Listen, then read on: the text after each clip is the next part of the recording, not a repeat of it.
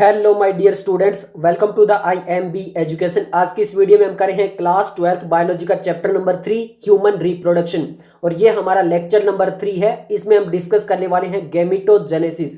काफी important lecture होने वाला है, जिसका मतलब होता है कि यहाँ पे हम ये देखेंगे कि स्पर्म और ओवम जो हमारे गैमीट होती है मेल और फीमेल के, वो कैसे बनते हैं, क्या उनका प्रोसेस होता है। ओके, और काफी इंपॉर्टेंट लेक्चर इसीलिए क्योंकि यहाँ से नीट 2013 में, 15 में, 16 में, 18 में और नीट 2020 में क्वेश्चन आ चुके हैं। कौन सा क्वेश्चन कहां से कैसे पूछा गया वो भी डिस्कस करेंगे, ये सभी क्वेश्चन भी।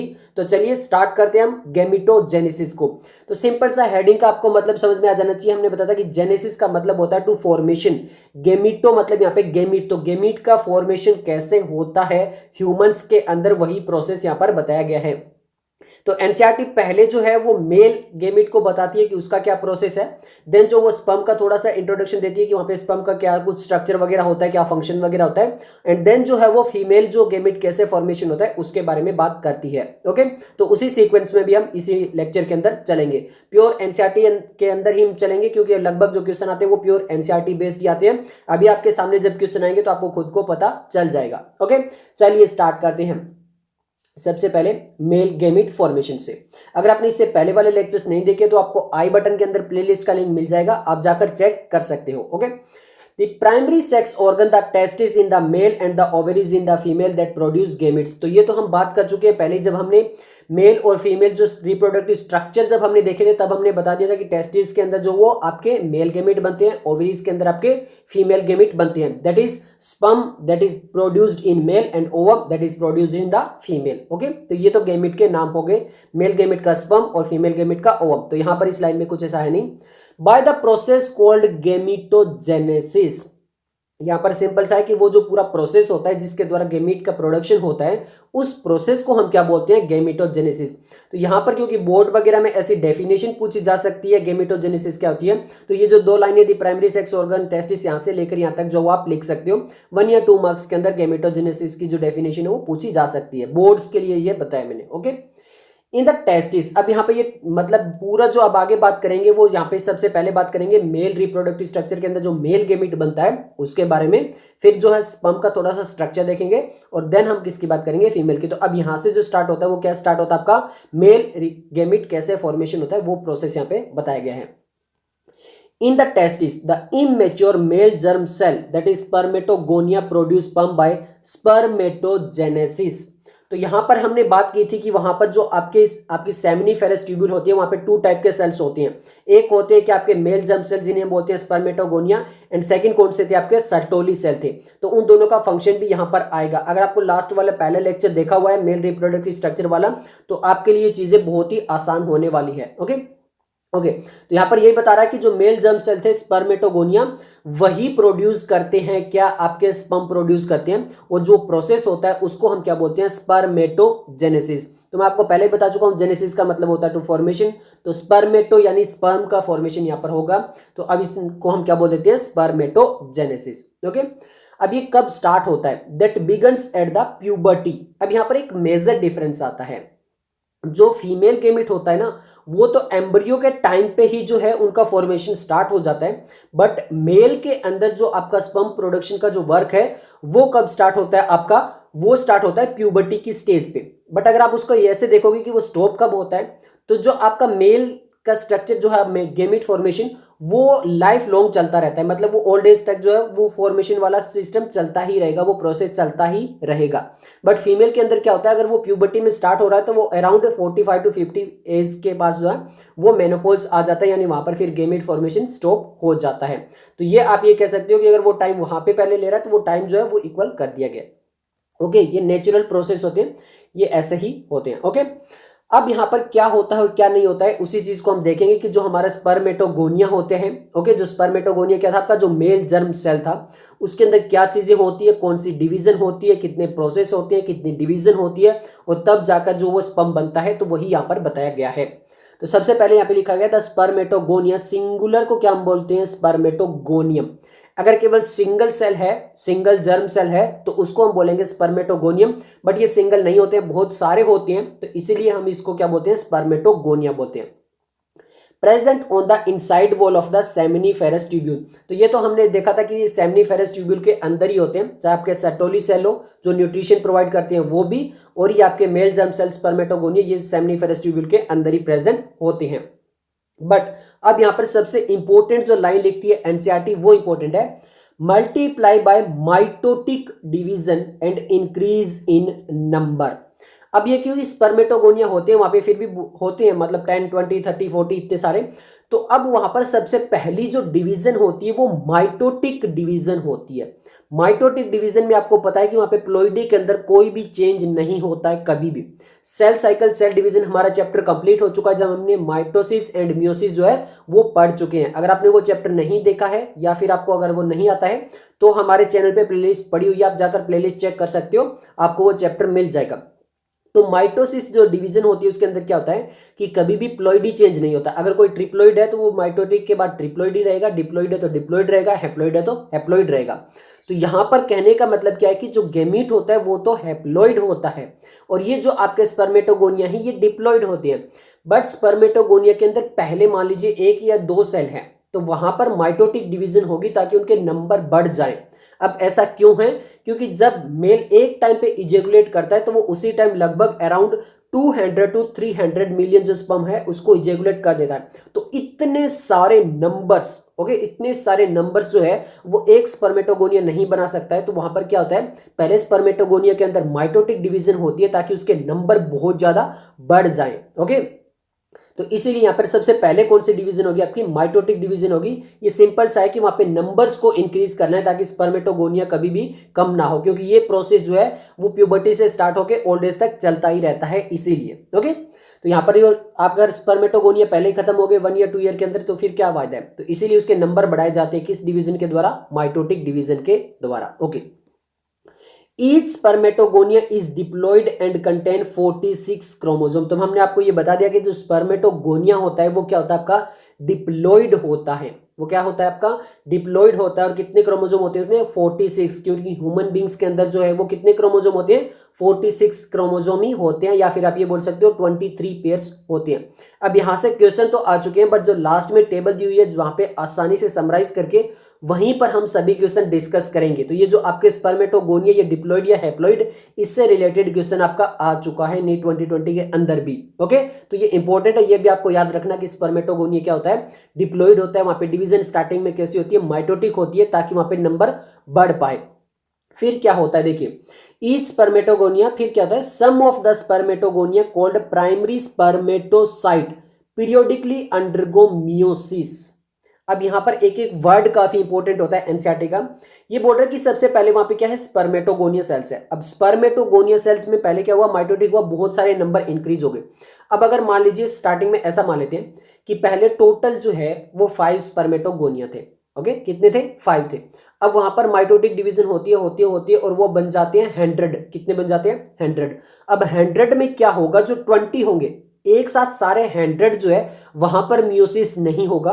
उसमें से हम ऐसा मान लेते हैं कि अगर 100 स्पर्मेटोगोनिया है तो वहां पर क्या होगा, लगभग 20-30 जो है उनके अंदर अब क्या होगी, मियोसिस होगी। उनके अंदर जो डिवीजन होगी वो मियोसिस होगी। और मियोसिस आपको सिंपल सा पता है कि वहां पे क्या होता है, रिडक्शनल डिवीजन होती है। यानी अगर आपके स्पर्मेटोगोनिया डिप्लॉइड है तो वहां पर वो हैप्लॉइड बन जाएंगे, किसके बाद, मियोसिस डिवीजन के बाद में। ओके, तो ये इंपॉर्टेंट है यहां पर, इसीलिए बताया गया।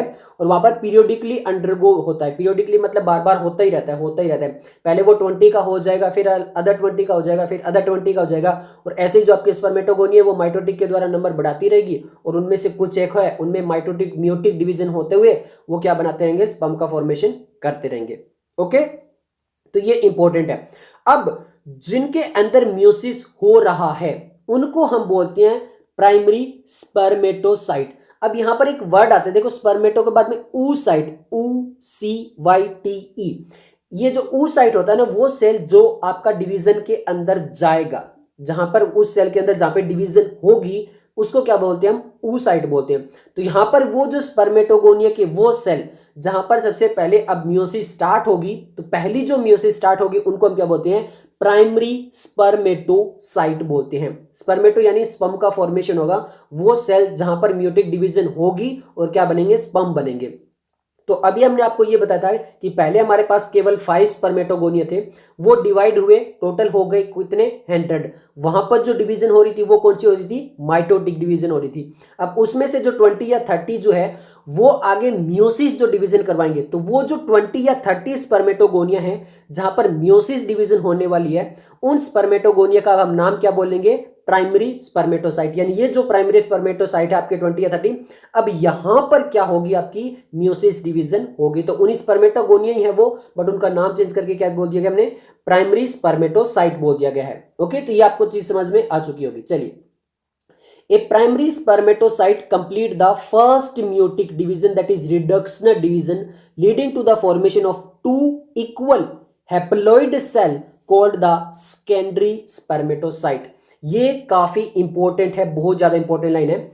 अभी जो आपकी प्राइमरी स्पर्मेटोसाइट बोल रहे हैं वो इक्वल है, प्लॉइडी में बिल्कुल इक्वल है स्पर्मेटोगोनिया, क्योंकि वो स्पर्मेटोगोनिया ही है, बट जहां पे मियोसिस डिवीजन होने वाली है इसलिए उनका नाम बदल के हमने कर दिया था प्राइमरी स्पर्मेटोसाइट। अब प्राइमरी स्पर्मेटोसाइट के अंदर होती है मियोटिक डिवीजन, और कौन सी मियोटिक डिवीजन होती है, फर्स्ट मियोटिक डिवीजन होती है। Cell cycle and cell division chapter इसीलिए हमने पहले किया है कि वहां पर हमने आपको बताया था कि मियोटिक डिवीजन 2 होती है, एक मियोसिस 1 एंड सेकंड होती है मियोसिस 2।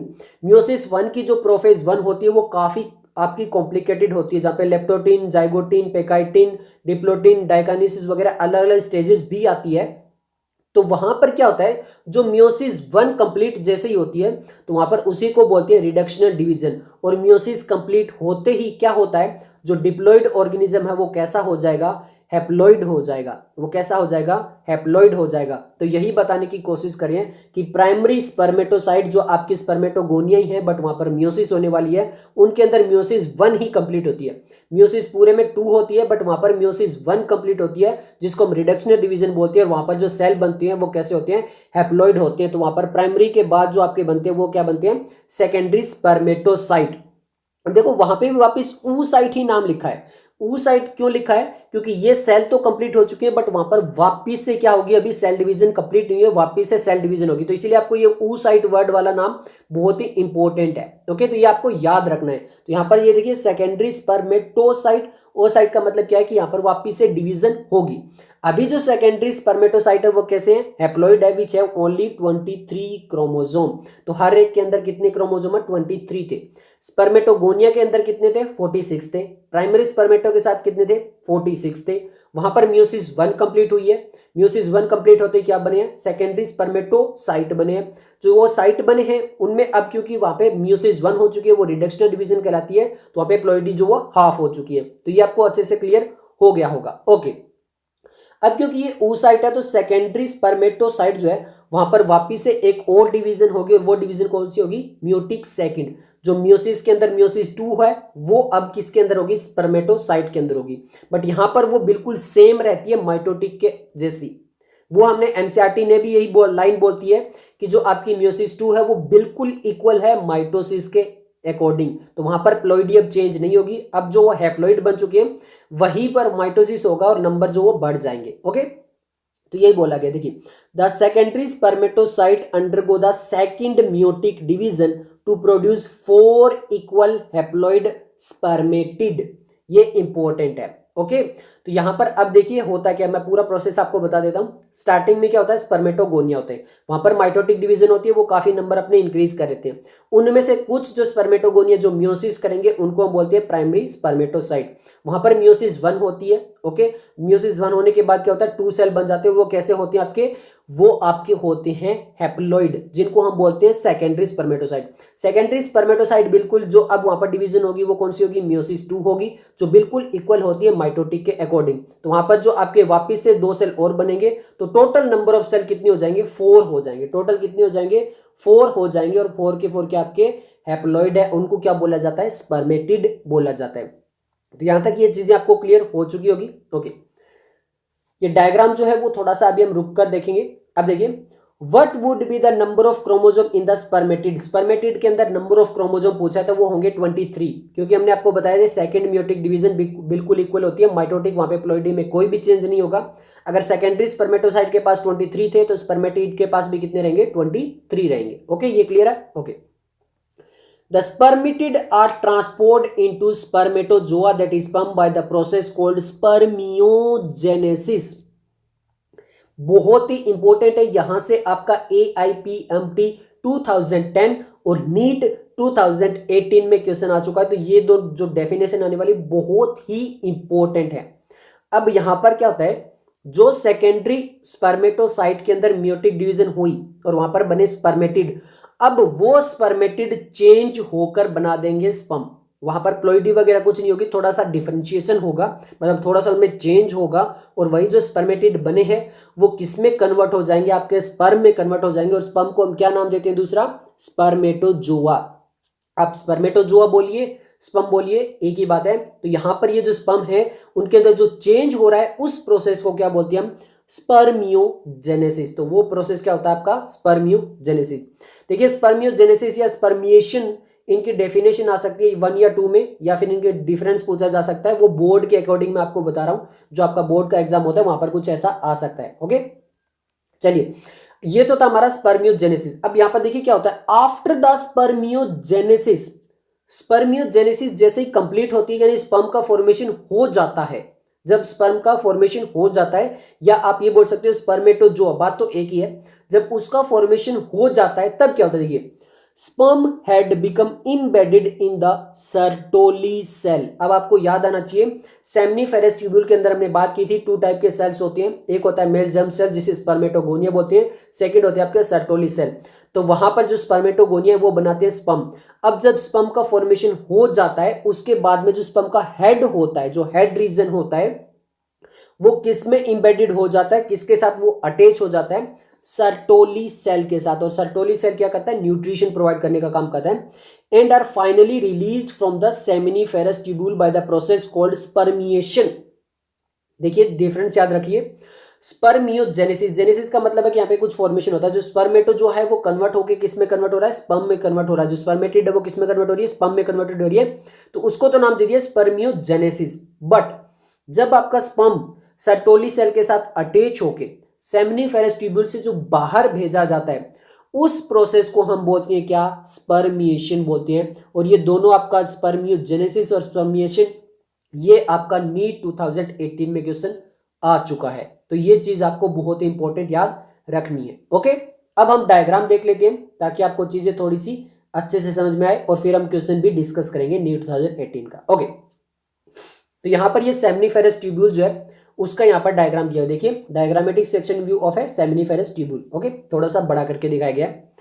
अब हमने बात की थी कि इसके अंदर कितने टाइप के सेल्स होते हैं, 2 टाइप के सेल्स होते हैं। एक होता है आपका ये देखिए स्पर्मेटोगोनिया, सेकंड यहाँ पर होता है सर्टोली सेल, जो कि हमने मेल रिप्रोडक्टिव स्ट्रक्चर जब हमने पढ़ा था उसी के अंदर डिस्कस कर लिया था। ओके, अब जो यहां पर स्पर्मेटोगोनिया है उसके अंदर क्या होता है आपका, पहले माइटोटिक डिवीजन नंबर बढ़ते हैं, फिर उसके बाद क्या होता है आपके कुछ एक सेल जो होते हैं उनमें मियोसिस होगा।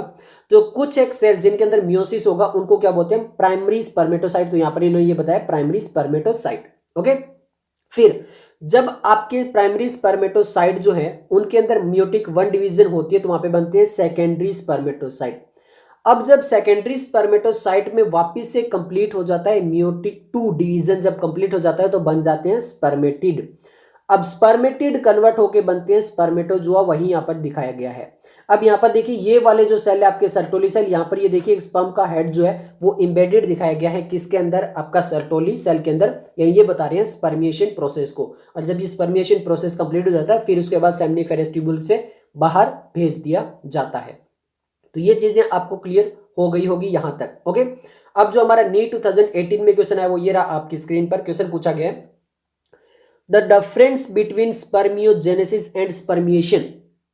सिंपल सा है, वही डेफिनेशन पूछी गई है, डिफरेंस पूछा गया कि स्पर्मियोजेनेसिस और स्पर्मिएशन के अंदर क्या डिफरेंस होता है।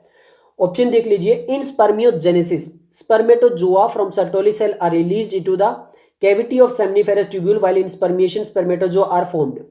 उल्टा लिखा गया है डेफिनेशन को, भी देख लीजिए, in spermiogenesis spermatozoa are formed while in spermiation spermatid are formed. Okay, C दिया गया in spermiogenesis spermatid are formed while in spermiation spermatozoa are formed. Okay, और डी देख लीजिए, in spermiogenesis spermatozoa are formed while in spermiation spermatozoa are released from Sertoli cell into the cavity of the seminiferous tubule। तो यहाँ पे correct answer आ जाएगा आपका option D. Pure NCERT based था, आपको समझ में आ चुका होगा कि एनसीईआरटी की लाइन यहाँ पे कॉपी पेस्ट की गई है। ओके, चलिए अब हम चलते हैं नेक्स्ट। अब हम कुछ हार्मोन वगैरह जो होते हैं उनकी बात करेंगे यहाँ पर, कि हार्मोन कौन से होते हैं, कौन से हार्मोन जो होते हैं वो रोल प्ले करते हैं इन सब कामों के अंदर। ओके, तो यहाँ पर अब हम बात करने वाले हैं हार्मोन से related. Okay, spermatogenesis start at the age of the puberty due to the significant increase in the secretion of gonadotropin releasing hormone, that is GnRH। तो जो हमारा हार्मोन वाला चैप्टर होता है वहां पर इन हार्मोन्स को हम वहां पर भी स्टडी करते हैं और यहाँ पर भी स्टडी करते हैं, बट यहाँ पर जो स्टडी करते हैं यहीं से क्वेश्चन इस चैप्टर का यहीं से आएगा, वहां वाले वहीं से आते हैं। ओके, ह्यूमन फिजियोलॉजी का बिल्कुल लास्ट वाला जो चैप्टर आपका उसकी बात करें तो यहाँ पर अगर वो आप चैप्टर पढ़ रखा तो अच्छी बात है। यहाँ पर देखिए spermatogenesis started the age of puberty, ये तो आपको पता है, बट उस टाइम होता क्या है, उस टाइम जो एक हार्मोन होता है जिसको हम बोलते हैं गोनेडोट्रोपिन रिलीजिंग हार्मोन, इसका सिक्रीशन काफी बढ़ जाता है। ओके, दस if you recall is a hypothalamic hormone. तो ये जो आपका गोनेडोट्रोपिन रिलीजिंग हार्मोन होता है वो कौन सा होता है, हाइपोथैलेमिक हार्मोन होता है। ओके, अगर आपको थोड़ा सा पता है कि हाइपोथैलेमस अपर होता है, फिर वहां पे पाइट्यूटरी होती है नीचे। ओके, और उसमें पाइट्यूटरी में एंटीरियर पोस्टीरियर होती है। ओके, न्यूरोहाइपोफाइसिस वगैरह आपको पता है तो लेक्चर वाला वो सब कुछ। ओके, तो इस चैप्टर की बात करें तो यहाँ पर ये बताया कि जो GnRH है वो क्या है आपका हाइपोथैलेमिक हार्मोन है। The increase level of GnRH that is gonadotropin releasing hormone then acts at the anterior pituitary gland. हमने आपको बताया था ना कि पाइट्यूटरी में भी दो होते हैं, एंटीरियर और पोस्टीरियर, तो वहीं पे ये बता रहा है कि जो GnRH है वो किस पे एक्ट करता है, एंटीरियर पाइट्यूटरी ग्लैंड पर, and stimulate the secretion of two gonadotropin, that is luteinizing hormone LH and follicle stimulating hormone FSH। तो जो आपके LH और FSH है वो सिंपल से याद रखना एंटीरियर पाइट्यूटरी ग्लैंड से जो वो सीक्रेट होते हैं वहां से। ओके, और पहले हाइपोथैलेमस आता है, वो गोनेडोट्रोपिन रिलीजिंग हार्मोन करता है, फिर वो आपको पाइट्यूटरी को कहता है कि अब यहाँ पे LH और FSH आप रिलीज कर दीजिए। अब ये इंपॉर्टेंट है क्योंकि यहां से नीट 2016 फेज 1 जो हुआ था वहां पर ऑप्शन आए हुए हैं। अब मैं क्वेश्चन पूरा डिस्कस नहीं करूंगा, बट दो ऑप्शन यहां से आए हुए हैं और दो ऑप्शन LH FSH के जो वो फीमेल जो आपका मेंस्ट्रुअल साइकिल है वहां से आए हुए हैं। तो मेंस्ट्रुअल साइकिल के अंदर उस क्वेश्चन को डिस्कस करेंगे, बट ये आपको बता रहा हूं कि नीट 2016 फेज 1 में ऑप्शन यहां से आए हुए हैं LH और FSH वाले, तो बहुत अच्छे से पढ़ना।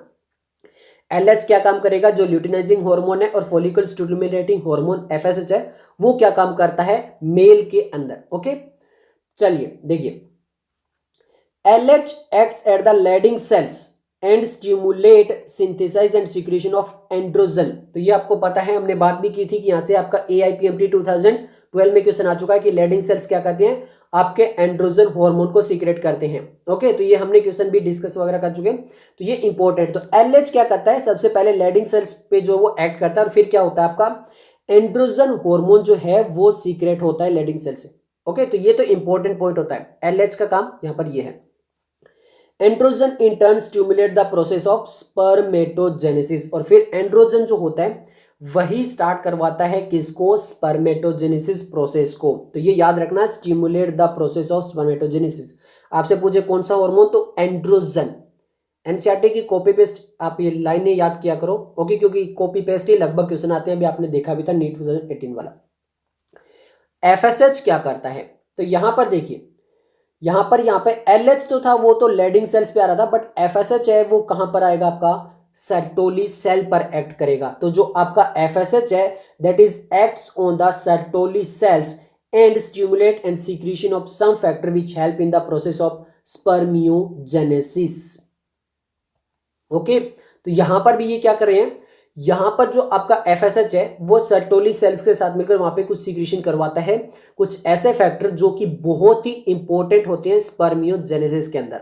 ओके, तो स्पर्मियोजेनेसिस अगर करवाना है, स्पर्म फॉर्मेशन करवाना है, तो आप ये सिंपल सा समझ सकते हो कि FSH और LH दोनों ही बहुत ही इंपॉर्टेंट है। LH एंड्रोजन हार्मोन को बनाता है, फिर वो स्टिमुलेट करवाता है किसको, स्पर्मियोजेनेसिस को। FSH जो होता है वो सर्टोली सेल पे एक्ट करता है और वहां पे कुछ फैक्टर रिलीज करवाता है, वो भी किस में मदद करते हैं, स्पर्मियोजेनेसिस में। तो LH FSH वाले नीट 2016 फेज 1 के ऑप्शन में आ चुके हैं, बट पूरा क्वेश्चन यहाँ पर डिस्कस करने का कोई फायदा नहीं है क्योंकि दो ऑप्शन अलग जो है वो आगे फीमेल वाले में आएंगे, तो क्वेश्चन कंप्लीट हम वही डिस्कस करेंगे। ओके, चलिए अब यहाँ पर जब वो स्पर्म का फॉर्मेशन हो जाता है तो अब यहाँ पर क्या चीजें होती है उनके बारे में हम बात करने वाले हैं।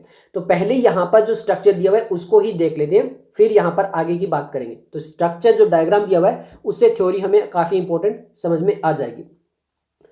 तो यहाँ पर ये देखिए आपको एक स्पम का डायग्राम दिया गया है, देखिए structure of A sperm. Okay, ये आपका जो है वो एनिमेटेड डायग्राम है, रियल नहीं है। तो यहाँ पर देखिए इसमें कितने रीजन होते हैं। पहला यहाँ पर हेड रीजन होता है, देन एक नेक होती है यहाँ पे बीच में, फिर उसके बाद यहाँ पे जहाँ पर आपके माइटोकॉन्ड्रिया वगैरह होते हैं उसको बोलते हैं मिडल पीस, और देन जो लास्ट का रीजन होता है टेल। तो यहाँ पर मेनली 4 रीजन है, head, neck, middle piece and tail. Head और यहाँ पर इस पूरा जितना भी स्पम है इसको कवर करती है प्लाज्मा मेम्ब्रेन। तो प्लाज्मा मेम्ब्रेन पूरे स्पम को कवर करती है, क्योंकि देखिए प्लाज्मा मेम्ब्रेन कवर क्यों करती है, क्योंकि आप ये देखिए स्पम जो वो एक सेल ही है, हैप्लॉइड एक सेल है, और सेल के बाहर जो कवरिंग होती है उसको क्या बोलते हैं, प्लाज्मा मेम्ब्रेन बोलते हैं। तो प्लाज्मा मेम्ब्रेन तो आपका समझ में आ जाना चाहिए कि वो पूरे स्पम को कवर करती है प्लाज्मा मेम्ब्रेन। यहाँ पर दिखाने का मतलब ये नहीं कि केवल यहीं पे होती है, वो पूरे स्पम को कवर करती है क्योंकि एक सेल है और सेल को कवर करती है प्लाज्मा मेम्ब्रेन। ओके, अब जो हेड रीजन है स्पम का उसके बिल्कुल बाहर होते हैं एक्रोसोम। एक्रोसोम में आप ये समझ सकते हो कि कुछ एंजाइम वगैरह होती हैं जो कि बहुत ही इंपॉर्टेंट है। जब ओवम की आपकी मेम्ब्रेन को पेनिट्रेट करना पड़ता है स्पम को, तो वहां पर एक्रोसोम के अंदर जो एंजाइम्स होते हैं वो उसमें मदद करते हैं ताकि स्पम की एंट्री हो पाए बहुत अच्छे से किसके अंदर, ओवम के अंदर, ताकि फर्टिलाइजेशन का प्रोसेस हो पाए।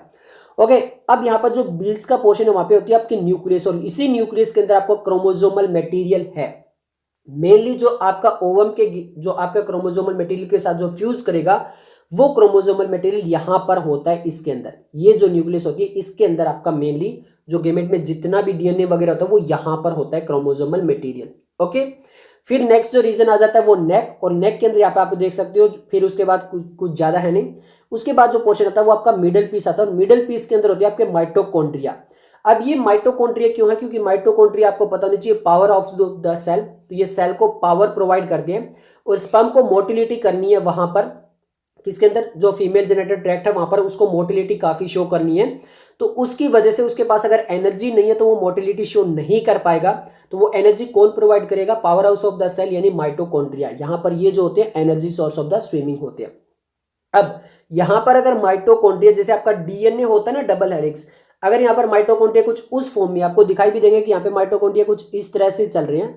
ओके, तो ये जो फॉर्म होती है इसको हम बोलते हैं नेबन कर्न। इसको क्या बोलते हैं हम, नेबन कर्न बोलते हैं। यहां से आपका क्वेश्चन आ चुका है, तो ये नाम याद रखना, जो माइटोकॉन्ड्रिया होती है उसका जो सीक्वेंस होता है स्पर्म के अंदर उसको क्या बोलते हैं, नेबन कर्न। जो नाम दिया जाता है वो नेबन कर्न दिया जाता है। ओके, और उसके बाद आ जाती है आपकी ये टेल वाला पोर्शन। ओके, जो स्विमिंग में मदद करता है, हेल्प करता है। तो डायग्राम आपको समझ में आ चुका होगा। अब इसी से रिलेटेड थ्योरी यहाँ पे इन्होंने लिखी है वो देख लेते हैं। Let us examine the structure of a sperm. तो स्पर्म का स्ट्रक्चर देख रहे हैं, it is a microscopic structure. Simple सी बात है कि काफी छोटा होता है, बहुत सारे जो हैं अभी हम देखेंगे 200 to 300 मिलियन स्पर्म जो एक बार में इजैकुलेट हो जाते हैं, तो बहुत छोटा होता है। ओके, तो यहाँ पर microscopic structure composed of a head, neck, middle piece and a tail. तो वो हमने बात की थी कि यहाँ पे 4 पोर्शन होते हैं, हेड वाला होता है, नेक होता है, मिडल पीस होता है, टेल होता है। A plasma membrane envelop the whole body of the sperm. तो मैंने आपको बताया था क्योंकि यहाँ पर जो स्पर्म है वो एक तरह से सेल ही है, हैप्लॉइड सेल है, तो वहां पर पूरे सेल के बाद जो कवरिंग होती है वो प्लाज्मा मेम्ब्रेन, तो यहाँ पर भी प्लाज्मा मेम्ब्रेन पूरी कवरिंग है। The sperm head contain an elongated haploid nucleus. तो हैप्लॉइड क्यों, क्योंकि यहाँ पर हमने हैप्लॉइड ही बनाया है। स्पर्म जो वो मियोसिस 2 कंप्लीट होने के बाद ही बनता है, तो वो तो हैप्लॉइड ही रहेगा। Okay, The anterior portion of which is covered by a cap-like structure that is acrosome। तो हेड में जो बिल्कुल अपर पोस्ट होता है वो वहां पे क्या, उसको क्या बोलते हैं हम, एक्रोसोम बोलते हैं। The acrosome is filled with the enzyme that help in the fertilization of the ovum। तो मैंने आपको बता दिया था कि आप जब एक्रोसोम होता है वहां पर क्या होते हैं, बहुत सारे एंजाइम्स होते हैं ताकि वहां पर जो ओवम की लेयर है उसको पेनिट्रेट करके स्पर्म अंदर जा पाए और जो क्रोमोसोमल मटेरियल वो वहां पर रिलीज कर पाए ताकि दोनों फ्यूज हो और वहां पे फर्टिलाइजेशन हो जाए। तो वहां पर बहुत सारे क्या होते हैं, एंजाइम्स होते हैं, ये याद रखना। Okay, the middle piece possess numerous mitochondria. जो मिडल पीस होता है उसके अंदर बहुत सारे माइटोकॉन्ड्रिया होते हैं, और मैंने आपको बता दिया कि अगर वो डबल कोइल स्ट्रक्चर लाइफ है तो उसको हम नाम देते हैं नेबन कर्न। तो वहां पे वो माइटोकॉन्ड्रिया क्यों होते हैं, ताकि वो एनर्जी प्रोवाइड कर पाए उसको मूवमेंट के लिए। Which produce energy for the movement of the tail that facilitate sperm motility essential for the fertilisation. ताकि स्पर्म मोटिलिटी का मतलब होता है एक जगह से दूसरी जगह जा पाना, तो वो फीमेल जेनेटेलिया के अंदर जो स्पर्म की मोटिलिटी हो पाए और जहां पे फर्टिलाइजेशन होना है, ओके, वहां पर वो पहुंच पाए।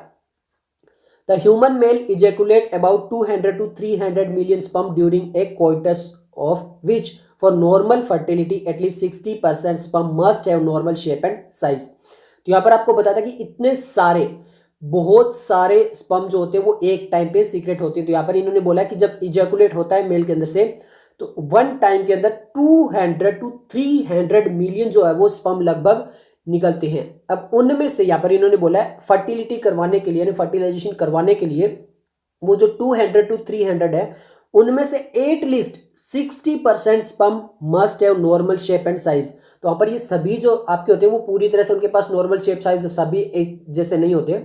आप ये मान सकते हो 5 to 10% तो ऐसे होते हैं जहाँ पे नॉर्मल शेप साइज भी नहीं होती है, बट वहां पर एटलीस्ट 60% स्पर्म तो ऐसे होने ही चाहिए जिनके पास एक नॉर्मल शेप और साइज जो स्पर्म की होनी चाहिए वो हो।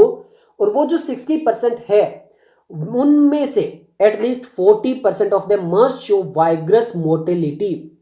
जो आपके 60% है उनमें से 40% जो है उनके पास जो वो वाइग्रस मोटिलिटी भी होनी चाहिए। अब इसको ऐसे समझिए, मान लीजिए हम मान लेते हैं कि एक बार में यहाँ पर 200 नहीं 300 एग्जांपल ले रहे हैं, मान लेते हैं कि एक बार में 100 मिलियन स्पर्म जो है वो रिलीज होते हैं। ओके, उनमें से जो 60 मिलियन है, 100 मिलियन अगर हो रहे हैं तो उनमें से 60 मिलियन क्या हो गया 60%।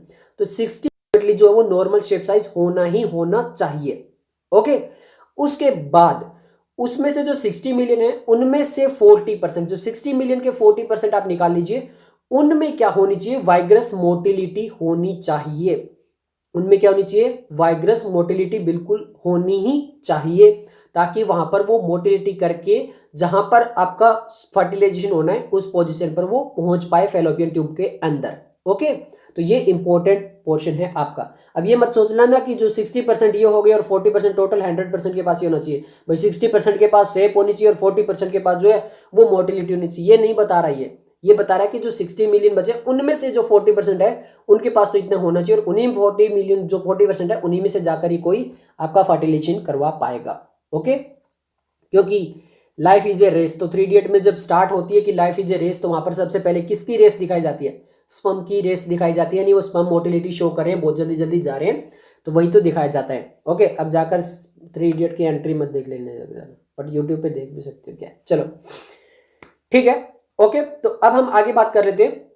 यहाँ तक आपको स्पर्म वगैरह के बारे में समझ में आ चुका होगा कि स्पर्म का स्ट्रक्चर वगैरह कैसा होता है, क्या कुछ होता है, कैसे फॉर्मेशन होता है।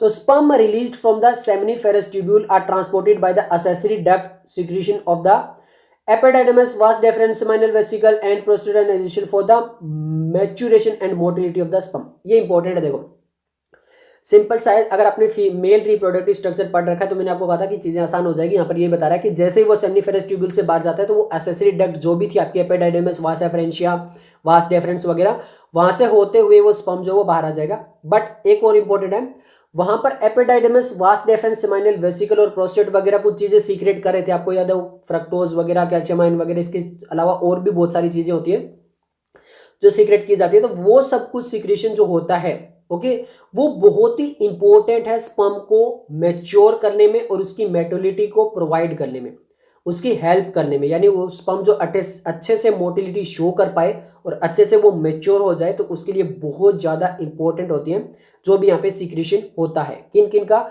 जो आपकी एसेसरी डक्ट होती है वो कुछ कुछ चीज़ें जो सीक्रेट करती है वो उसके लिए। Okay, The seminal plasma along with the sperm constitute the semen। seminal plasma आपको समझ में आ जाना चाहिए क्या होता है। वही जो आपके ग्लैंड्स थे, एसेसरी ग्लैंड थे, वहां पर जो सीक्रेशन हो रहा था उसी को हम बोल रहे थे क्या, सेमाइनल प्लाज्मा।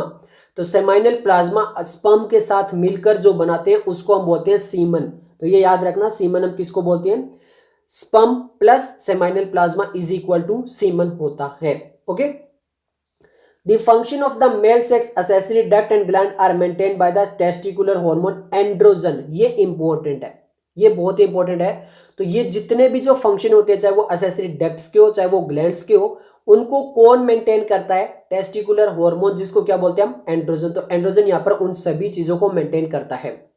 ओके, डायरेक्ट ऐसा क्वेश्चन आ जाएगा नीट के अंदर, the function of the male accessory duct and glands are maintained by the which hormone।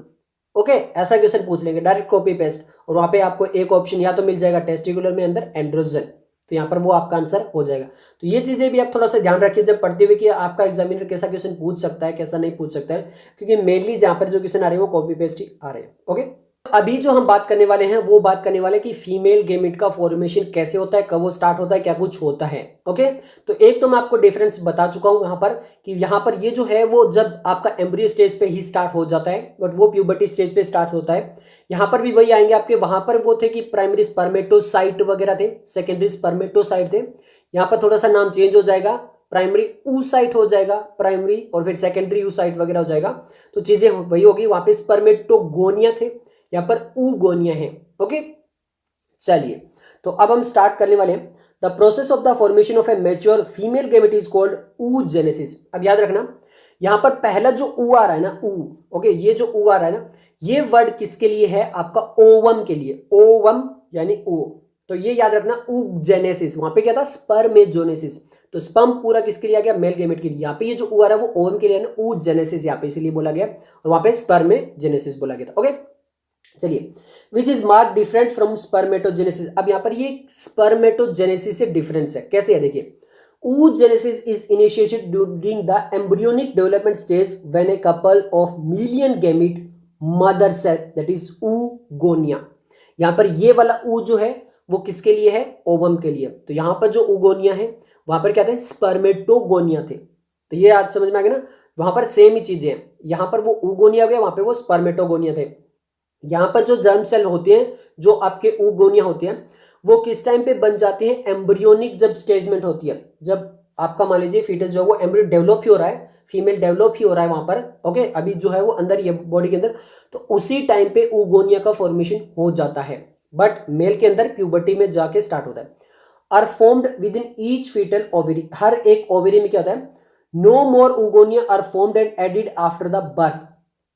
तो हर एक ओवरी के अंदर आप मिलियंस ऑफ गैमेट देखने को मिल जाएंगे, जिनको हम बोलते हैं mother cell, that is oogonia। Okay, हर एक ओवरी के अंदर उस टाइम मिलियंस होंगे, मतलब एक ओवरी के अंदर मिलियन, तो सेकंड ओवरी के अंदर भी मिलियंस है। बट जब वो फीटल के अंदर बाद में जब बर्थ हो जाएगी, तो उसके बाद में कभी भी, ओके, जब डेथ होगी तब तक जो पूरा लाइफ स्पेन चलेगा, कभी भी no more oogonia are formed, उसके बाद कभी भी oogonia का फॉर्मेशन नहीं होगा, कभी नहीं होगा। बट मेल में क्या रहा था, oogonia बन रहा था, फिर वहां पे माइटोटिक डिवीजन चल रही थी ताकि oogonia का नंबर बढ़ पाए, सॉरी स्पर्मेटोगोनिया का नंबर बढ़ पाए। बट oogonia में ऐसी कुछ भी चीज नहीं होती, यहां पर एक बार नंबर जितने आगे आगे। Okay, these cells start division and enter into prophase 1 of the meiotic division and get temporarily arrest at this stage called primary oocyte। अब यहां पर क्योंकि वहां पे माइटोटिक डिवीजन नहीं होने वाली है, क्योंकि यहां पे नंबर हमें नहीं बढ़ाने, जितने नंबर है उसमें से कम ही कम होते जाएंगे, बढ़ेंगे नहीं, क्योंकि यहां पर जो इतने सारे जो है वो स्पर्म वगैरह रिलीज नहीं होते, इतने सारे गैमेट रिलीज नहीं होते।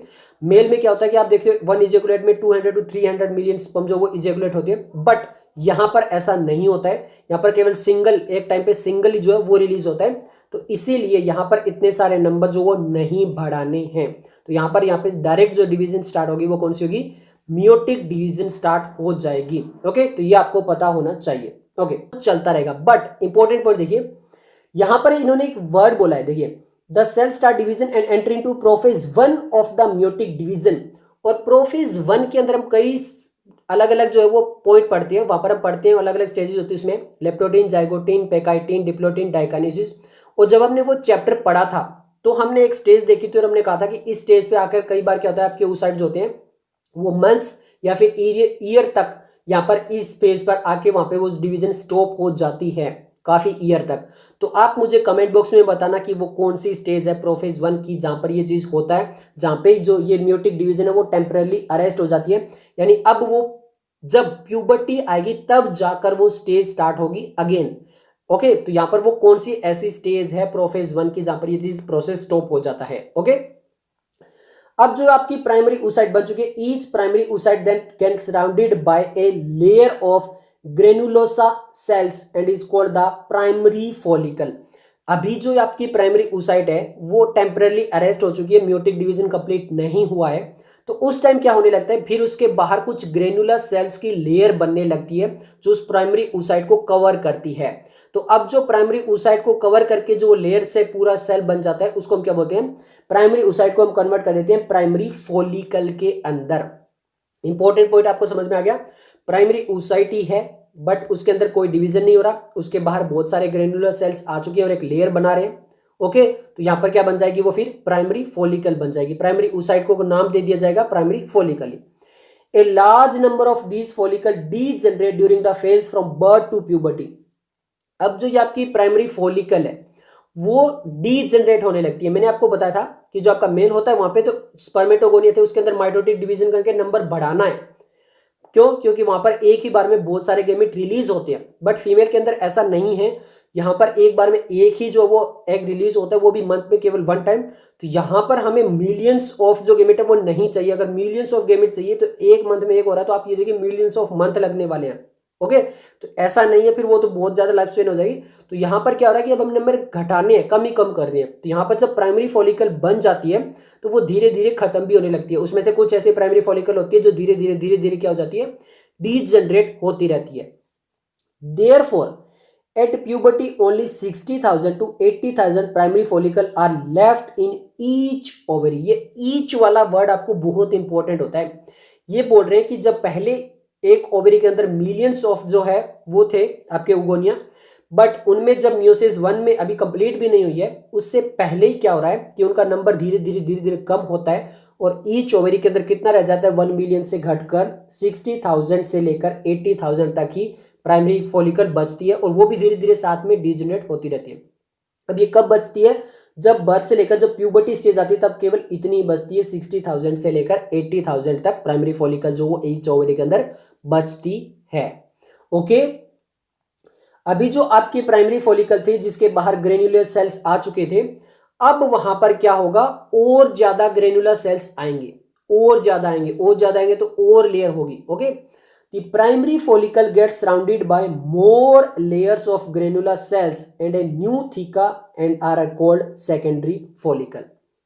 ओके, देखिए होता क्या है, उगोनिया होता है। उगोनिया कितने होते हैं, लगभग मिलियंस होते हैं ईच ओवरी के अंदर।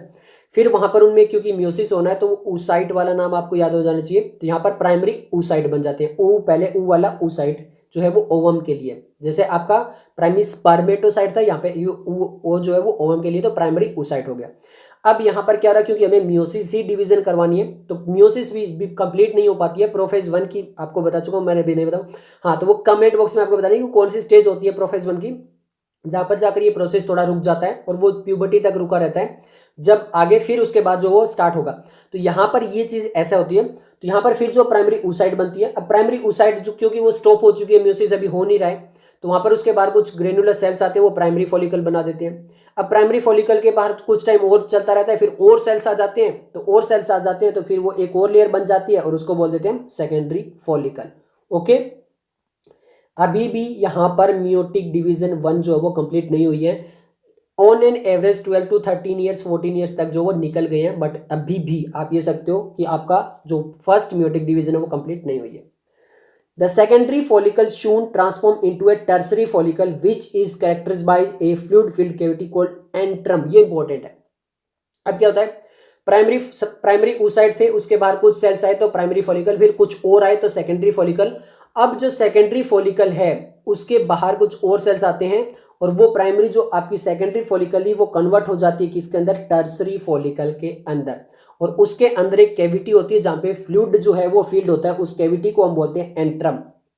तो एंट्रम आपसे पूछे कहां पे मिलेगा, वो टर्सरी फॉलिकल के अंदर मिलेगा, प्राइमरी या सेकेंडरी के नहीं मिलेगा। तो ये भी आप याद रखना क्योंकि एनसीईआरटी ऐसा ही बताती है। ओके, और यहां से आपका नीट 2016 में ये भी आ चुका है, तो ये भी इंपॉर्टेंट है। ओके, क्वेश्चन अभी थोड़ा सा डिस्कस करेंगे, थोड़ा रुक जाइए। ओके, चलिए।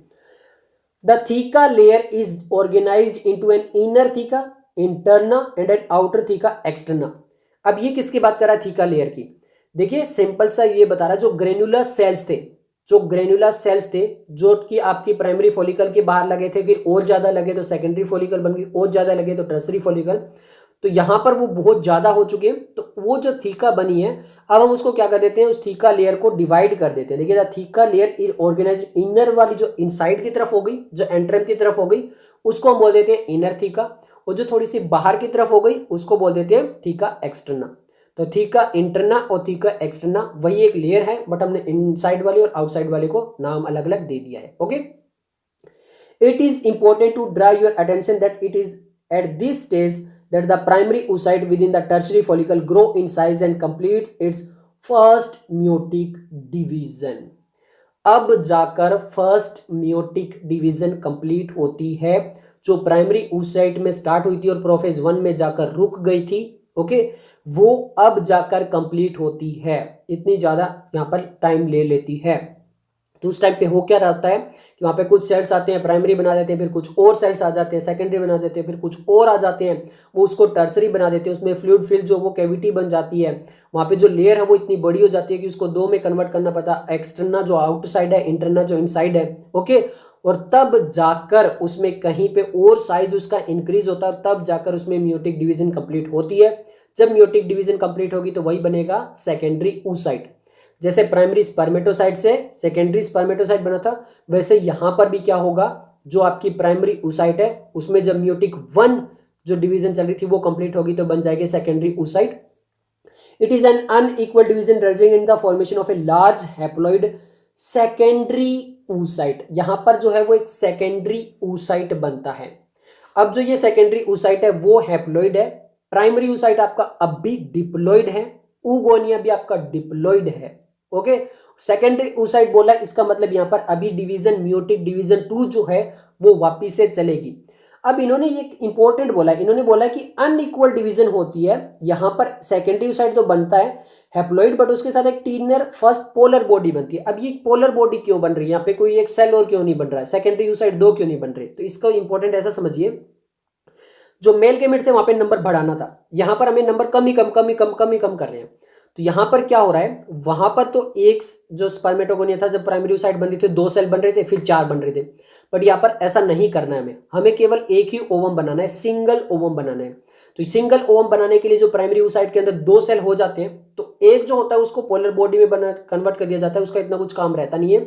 मेनली जो साइटोप्लाज्मा वगैरह जो भी कुछ होता है वो ज्यादातर सेकेंडरी oocyte को ही दे दिया जाता है। ओके, और यहाँ पर ये सेकेंडरी oocyte फिर डिवाइड होगा, तो यहाँ पे हमें ओवम 1 बनाना है, इसीलिए ऐसा किया जा रहा है। ओके, अगर हमें बहुत ज्यादा बनाने होते तब हम शायद 2 सेल बनाते, बट यहाँ पर नेचर ये कहता है कि हमें केवल 1 ओवम बनाना है, तो वहां पर फर्स्ट टीनर पोलर बॉडी बना दो, उसके बाद में डीजनरेट कर दो। ओके, चलिए आगे देख लेते हैं। The secondary oocyte retain the bulk of the nutrition rich cytoplasm of the primary oocyte। अब यहां पर मैंने आपको बताया था ना, वो पोलर बॉडी क्यों बोला, उसको टीनी पोलर बॉडी क्यों बोला, जब प्राइमरी oocyte के अंदर म्यूटिक डिवीजन होती है 2 इक्वल सेल क्यों नहीं बने हैं, एक आपका सेकेंडरी oocyte क्यों बना है, क्योंकि जो भी साइटोप्लाज्मा वगैरह था, जो भी न्यूट्रिशन वगैरह था, वो सब कुछ कौन लेकर चला गया, आपका सेकेंडरी oocyte लेकर चला गया। प्राइमरी जो आपका है वहां पर केवल ये मान सकते हो कि जो आपका जेनेटिक मटेरियल जो वगैरह था बस वही है वहां पर। ओके, जो हाफ हाफ करना था वो हाफ जेनेटिक मटेरियल वगैरह है, और वो भी धीरे धीरे डीजनरेट हो जाएगा। तो इसीलिए तो न्यूट्रिशन वगैरह साइटोप्लाज्मा वगैरह सब कुछ जो प्राइमरी oocyte का था वो किसका हो गया, सेकेंडरी oocyte का हो गया, यानी पोलर बॉडी को कुछ नहीं मिला, अगर उसको कुछ नहीं मिला तो धीरे धीरे वो डिजनरेट हो जाएगी। Can you think of any advantage of for this simple सा है, एडवांटेज क्या है कि सबसे पहले तो हमें डिप्लॉइड से हैप्लॉइड बनाना था, हमारा वो काम हो गया। ओके, फिर हमें मेनली सेकेंडरी oocyte को न्यूट्रिशन प्रोवाइड करना है, क्योंकि वही ओवम में कन्वर्ट होगा। ओके, डिवीजन करके, तो इसीलिए तो यहाँ पर ये एडवांटेज मिल जाते हैं। Does the first polar body outside of the first meiotic division divide further और डीजनरेट, इन्होंने खुद ही बता दिया कि वो वापिस डिवाइड करेगी या डीजनरेट हो जाएगी, तो वो डीजनरेट हो जाएगी, खत्म हो जाएगी जो पोलर बॉडी है। उसका बस इतना ही काम था कि जो हमारे पास जितना भी जेनेटिक मटेरियल था प्लीज उसको हाफ करवा दे, तो उसने कहा ठीक है, तो वहां पर वो फर्स्ट पोलर बॉडी ने इतना ही काम किया। Okay, at present we are not very certain about this, the tertiary follicle further change into a mature follicle और ग्राफियन follicle। यहां पर ये बता रहे हैं कि पहले प्राइमरी फॉलिकल थी, फिर सेकेंडरी थी, फिर टर्शरी थी, और अब जो टर्शरी फॉलिकल है वो आपकी मेच्योर होती है। जब मेच्योर होती है उसको बोलते हैं हम मेच्योर फॉलिकल, या फिर आपको उसको बोल सकते हो ग्राफियन फॉलिकल। बट यहाँ पर ये इन्होंने ये भी बोल दिया at present we are not very certain about this, यानी अभी हमें पूरा अच्छे से नहीं पता है, बट फिर भी हम ये मानते हैं कि जो टर्सरी फॉलिकल है वो कन्वर्ट हो जाती है मैच्योर फॉलिकल यानी ग्राफियन फॉलिकल के अंदर। यहाँ पे ये फिगर 3.7 दी हुई है, नी 2013 में क्वेश्चन भी आया इस फिगर से, वो भी देखेंगे। ओके, तो वो भी इंपॉर्टेंट है। अब देखिए, the secondary oocyte form a new membrane called zona pellucida surrounding it. अब जो आपकी सेकेंडरी oocyte बनी थी, ये तो फॉलिकल चल रहा था अलग से, अब जो सेकेंडरी oocyte बनी है जो आपकी प्राइमरी oocyte से डिवीजन होने के बाद जो आपकी सेकेंडरी oocyte बनी है उसके बाहर एक और लेयर बनती है, और यहाँ पे इंपॉर्टेंट है न्यू मेम्ब्रेन। यहाँ पे केवल मेम्ब्रेन बनती है, केवल मेम्ब्रेन बनती है, जैसे प्लाज्मा मेम्ब्रेन हो गई ऐसे मेम्ब्रेन बनती है, उसको हम बोलते हैं जोना पैलेसुडा। केवल मेम्ब्रेन बनती है, ओके, लेयर नहीं बनती है, केवल मेम्ब्रेन बनती है, ये इंपॉर्टेंट पॉइंट है। ओके, तो वहां पर उस लेयर को क्या बोलते हैं हम? जोना पैलेसुडा बोलते हैं। The Graafian follicle now rupture to release the secondary oocyte ovum from the ovary by the process called ovulation. अभी यहां पर देखिए म्यूटिक डिवीजन 2 कंप्लीट नहीं होगी। म्यूटिक डिवीजन 2 कब कंप्लीट होगी? जब अगर फर्टिलाइजेशन होगा। अगर वहां पर फर्टिलाइजेशन नहीं हुआ तो वहां पर जो है वो म्यूटिक डिवीजन 2 कंप्लीट ही नहीं हो पाएगी, वो अपनी जिंदगी से ऐसे ही मर जाएगी, सपने ही देखती रह जाएगी कि यहाँ पर सेकेंडरी जो सेकेंड म्यूटिक डिवीजन है वो कभी कंप्लीट होगा। उसकी ज़िंदगी में वो दिन कभी नहीं आएगा अगर वहाँ पर फर्टिलाइजेशन नहीं हुआ तो। क्या ज़िंदगी थी, म्यूटिक डिवीजन ही नहीं कंप्लीट कर पाए। ओके, तो ये याद रखना आप। ग्रेफियन फॉलिकल जो आप ये सोचोगे कि सेकेंडरी oocyte जो जिसको हम ओवम बोलते हैं, तो अब आपको याद आ गया कि केवल सिंगल ओवम है, हैप्लॉइड है, और उसी को बाहर रिलीज कर दिया जाता है जिसको बोलते हैं ओव्यूलेशन। अगर वहां पर फर्टिलाइजेशन हुई तो वहां पर जाकर म्यूटिक डिवीजन 2 कंप्लीट होगी। अगर वहां पे फर्टिलाइजेशन नहीं हुई तो वहां पर म्यूटिक डिवीजन उसकी लाइफ में कभी भी कंप्लीट नहीं होगी। Can you identify the major difference between spermatogenesis and oogenesis? Spermatogenesis आपको बताया था प्यूबर्टी स्टार्ट होता है, oogenesis जो है वो आपका बाद में स्टार्ट वो वहां पे स्टार्ट हो जाता है एम्ब्रियोनिक के टाइम पे ही। यहाँ पर ऐसा होता है कि दोनों डिवीजन कंप्लीट होती है स्पर्मेटोजेनेसिस में। oogenesis में तभी डिवीजन कंप्लीट होगी अगर वहां पर फर्टिलाइजेशन हुआ तो ही म्यूटिक डिवीजन 2 कंप्लीट होगी, वरना नहीं होगी। A diagrammatic representation of the spermatogenesis oogenesis given below, यहाँ पर नीचे दिया हुआ है, बट उससे पहले ये वाला डायग्राम हमारा इंपॉर्टेंट है, इसको देख लेते हैं। ये दिखाया गया इन्होंने ओवरी का एक सेक्शन दिखाया गया है। सभी नाम वगैरह अच्छे से याद रखना, नीट 2013 में कॉपी पेस्ट डायग्राम दिया गया। यहाँ पर ये ब्लड वेसल्स दिखाई गई, आर्टरी वेन वगैरह, आर्टरीज रेड में, वेन्स वगैरह ब्लू में। फिर यहाँ पर ये देखिए आपके यहाँ पर उगोनिया वगैरह थे। अब यहाँ पे जो है वो प्राइमरी oocyte जो यहाँ पे वो लेयर आ जाएगी तो प्राइमरी फॉलिकल, फिर यहाँ पे सेकेंडरी फॉलिकल, और फिर उसके बाद जो वो टर्सरी फॉलिकल। अब हमने बताया था टर्सरी फॉलिकल के अंदर ही आपका एंट्रम प्रेजेंट होता है। यहाँ पर क्या प्रेजेंट होता है? एंट्रम, जो कि फ्लूइड फील्ड कैविटी होती है, उसको बोलते हैं एंट्रम। तो ओके, फिर ये टर्सरी फॉलिकल है, ये बोल रहे हैं और ज्यादा मैच्योर हो जाती है तो उसको बोल देती है मैच्योर फॉलिकल या फिर ग्रेफियन फॉलिकल। अब यहाँ पर ये सेकेंडरी oocyte यानी जिसे आप ओवम भी बोल सकते हो, सेकेंडरी oocyte को ही ओवम बोला जाता है भाई, ये भी याद रखना। सेकेंडरी oocyte बोल दे, ओवम बोल दे, एक ही बात है। यहाँ पर ये रिलीज हो गया, बाकी जो फॉलिकल बची हुई थी बाहर, जो लेयर बची हुई थी, जो बाहर जितनी भी लेयर बची हुई थी वो लेयर जो होती है वो अब यहाँ पे नहीं है। जो सेकेंडरी oocyte है उसको तो रिलीज कर दिया, यानी ओवम को रिलीज कर दिया। अब जो लेयर बची है उनको बोलते हैं कॉर्पस ल्यूटियम। कॉर्पस ल्यूटियम ये काम करेगी अगर वहाँ पे फर्टिलाइजेशन वगैरह कुछ होता है तो ठीक है, वरना नहीं होता है तो ये भी डिजेनरेट हो जाएगी धीरे धीरे। ओके, तो ये चीजें आपको समझ में आ चुकी होगी। चलिए ये डायग्राम बेस्ड वगैरह जो है ये भी देख लेते हैं। यहाँ पर इन्होंने साफ साफ डिफरेंस बता दिया है और वो डिफरेंस ही काफी इंपॉर्टेंट है। ओके, चलिए देख लेते हैं भाई डिफरेंस क्या दिया इन्होंने। सबसे पहले यहाँ पर देखिए स्पर्मेटोगोनिया। स्पर्मेटोगोनिया में 46 ही रहेंगे, प्यूबर्टी पे स्टार्ट होगा, इंपॉर्टेंट है। माइटोसिस डिफरेंशिएशन होगा, मतलब पहले यहाँ पर नंबर बढ़ाए जा रहे हैं, बहुत ज्यादा नंबर हमें बढ़ाने इसलिए। फिर यहाँ पर जो प्राइमरी स्पर्मेटोसाइट है, क्योंकि इनमें से अब कुछ में म्यूसिस होगा, उन्हीं को नाम दे दिया प्राइमरी स्पर्मेटोसाइट, ये भी वापिस से डिप्लॉइड ही है। फिर यहाँ पे फर्स्ट म्यूटिक डिवीजन कंप्लीट होता है, सेकेंडरी स्पर्मेटोसाइट बन जाता है, ये हैप्लॉइड होगी। अब यहाँ पे सेकंड म्यूटिक डिवीजन जो होता है वो कंप्लीट होता है, स्पर्मेटिड बन जाते हैं, ये कन्वर्ट होते हैं, डिफरेंशिएशन चेंज होता है इनमें कुछ, और वो बन जाते हैं स्पर्मेटोजोआ, जिन्हें स्पर्म भी बोला जाता है। ओके, आपके सेकेंडरी स्पर्मेटोसाइट, स्पर्मेटिड और स्पर्मेटोजोआ ये है हैप्लॉइड, ऊपर वाले हैं डिप्लॉइड। ये क्लियर है? ओके, अब इधर देख लेते हैं। यहाँ पर उगोनिया, अब ये फीटल स्टेज चल रही है, मतलब एम्ब्रियोनिक स्टेज ही चल रही है उगोनिया। यहाँ पर माइटोसिस डिफरेंशिएशन होता है, प्राइमरी oocyte बनते हैं। अब प्राइमरी oocyte के अंदर देखिए यहाँ पर पूरा बर्थ भी हो जाता है, चाइल्डहुड भी चला जाता है, फिर प्यूबर्टी स्टेज आती है, फिर जाकर फर्स्ट म्यूटिक डिवीजन कंप्लीट होती है। ओके, और बनता है यहाँ पर सेकेंडरी oocyte, जिसे आप ओव्यूलेशन भी बोल सकते हो, और ये सेकेंडरी oocyte यहाँ पर ओवम होता है। तो यहाँ पर जब ये कंप्लीट होता है यहाँ पे फर्स्ट पोलर बॉडी बनती है और सेकेंडरी oocyte बनती है। ये इन्होंने जो दिखाया सेकंड पोलर बॉडी और ओवम, ये तब बनेगा जब यहाँ पर क्या होगा, सेकंड म्यूटिक डिवीजन होगा, तब जाकर ही सेकंड पोलर बॉडी बनेगी। ये डायग्राम में आप ये सोच सकते हो कि थोड़ा सा चेंज है यहाँ पे, ये फर्टिलाइजेशन होने के बाद होता है। यहाँ पर आपकी प्राइमरी oocyte और उगोनिया जो वो डिप्लॉइड है, और ये जो आपके सेकेंडरी oocyte ओम वगैरह वो क्या है, आपके हैप्लॉइड है। तो ये यहाँ पर इन्होंने डिफरेंस बता दिया है, आपको अच्छे से आपको पता होना चाहिए। अब जो यहाँ से आए हुए क्वेश्चन है वो भी डिस्कस कर लेते हैं। सबसे पहला जो क्वेश्चन है वो है नीट 2016 का ईयर आपकी स्क्रीन पर phase 2। Match the column 1 with column 2 and select the correct option using the codes given below. तो यहाँ पर देखिए कॉलम 1 में मोन्स प्यूबस, एंट्रम, ट्रोफोगेड्रम और नेबनकन। मैंने आपको ये बता दिया था, मोन्स प्यूबिस तो लास्ट वाले लेक्चर में बता दिया था, एंट्रम अभी वर्ड है, ट्रोफेक्टोड्रम जो है वो हम आगे देखेंगे जहाँ पे ब्लास्टोसिस्ट वगैरह आएगी। नेबनकन मैंने आपको बता दिया था कि वो जो आपका माइटोकॉन्ड्रिया होते हैं वो डबल हेलिक्स लाइक स्ट्रक्चर उसको बोलते हैं। कॉलम 2 में embryo formation, sperm, female external genitalia और ग्राफियन फॉलिकल। तो देख लेते हैं, ए जो है मोन्स प्यूबस वो फीमेल एक्सटर्नल जेनेटिलिया होता है, ए जो है वो थर्ड के साथ चला जाएगा। तो ऐसे तो ऑप्शन बहुत सारे हमारे पास। एंट्रम जो है वो ग्राफियन फॉलिकल के साथ है, ग्राफियन फॉलिकल के अंदर जो फ्लूइड फील्ड होता है उसको एंट्रम बोलते हैं, अभी हमने पढ़ा था। तो बी जो वो फोर्थ के साथ चला जाएगा। अब भी हमारे पास ऐसे दो ऑप्शन तो बच ही जाते हैं, ए और बी। ट्रोफेक्टोड्रम जो होता है वो जो आपका ट्रोफोब्लास्ट होता है वहां पे जो फर्स्ट एपिथेलियम होती है, जो लेयर होती है बार वाली, उसको ट्रोफेक्टोड्रम बोलते हैं, एम्ब्रियो के अंदर होती है। नेबनकन जो होता है वो स्पर्म के अंदर। तो हमारा ऐसे आंसर आ जाएगा ऑप्शन बी, 3, 4, 1, 2 वाला। ओके, तो यहाँ पर हमारा आंसर आ जाएगा ऑप्शन बी। आई होप कि आपको ये चीज समझ में आ चुकी होगी। ओके, नेक्स्ट जो क्वेश्चन है वो है हमारा नीट 2015 का। Which of the following layer is an antral follicle is also. ये इंपॉर्टेंट है। देखो अब आप ये कहते हो कि एनसीईआरटी से बाहर का, देखिए ध्यान से समझ लो।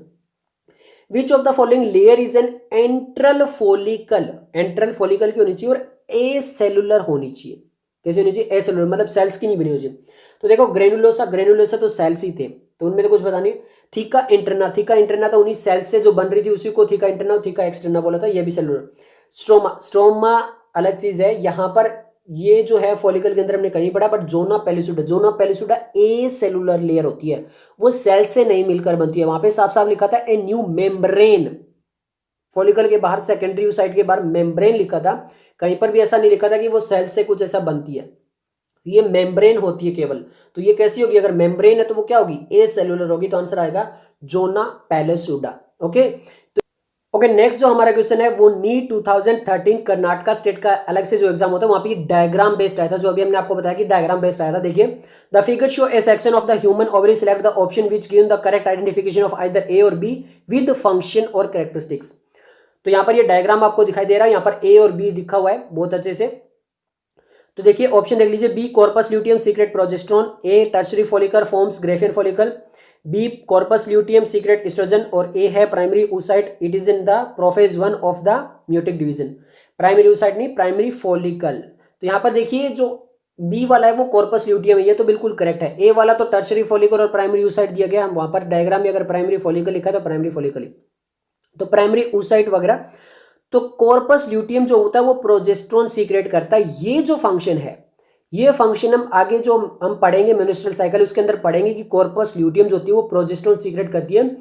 इतना ज्यादा इंपॉर्टेंट है कि ये बहुत बार क्वेश्चन आ चुका है। नीट 2013 में, 15 में, 17 में, AIPMT 2011 में कॉर्पस ल्यूटियम वाला बहुत बार क्वेश्चन आया हुआ है। वो आपको इतना ज्यादा क्वेश्चन आया हुआ है कि जब वो क्वेश्चन करेंगे तो आपको ये याद ही रह जाएगा कि कॉर्पस ल्यूटियम प्रोजेस्टेरोन सीक्रेट करती है।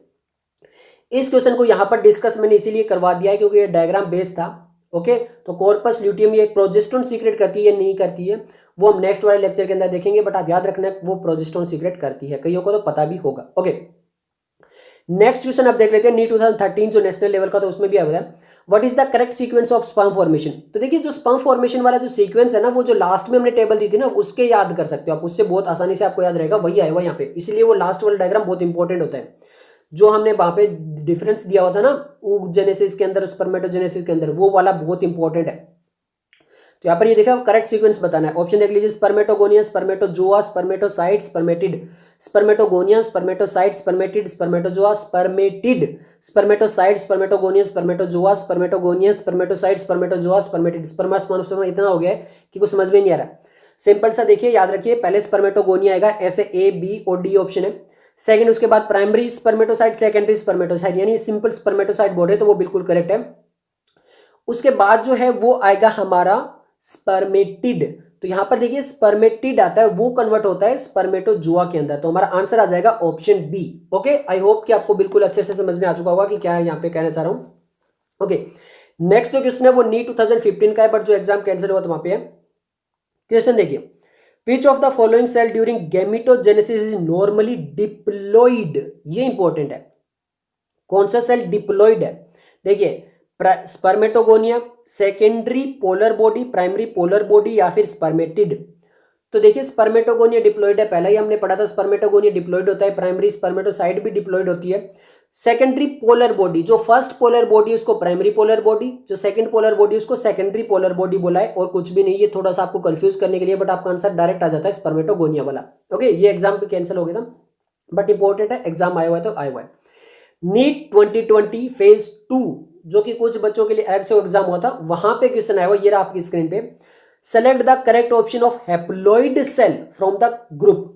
इंपॉर्टेंट ये है कि सीक्वेंस नहीं पूछा है, इन्होंने पूछा है haploid cell. The correct option of haploid cell पूछा है केवल और केवल। तो वो लास्ट वाली टेबल से आप देख सकते हो कितने सारे क्वेश्चन यहां पर आए हुए हैं। ओके, ऑप्शन देख लेते हैं। Secondary spermatocyte ovum, spermatogonia, primary spermatocyte spermatid, primary spermatocyte, secondary spermatocyte, second polar body, primary oocyte, secondary oocyte, spermatid. कहीं यहाँ पे सीक्वेंस निकालने लग जाएंगे तो क्वेश्चन ध्यान से पढ़ा करो, इन्होंने हैप्लॉइड सेल पूछा है। तो प्राइमरी oocyte हो चाहे प्राइमरी स्पर्मेटोसाइट हो, ये तो डिप्लॉइड ही होती है, oogonia स्पर्मेटोगोनिया जैसी।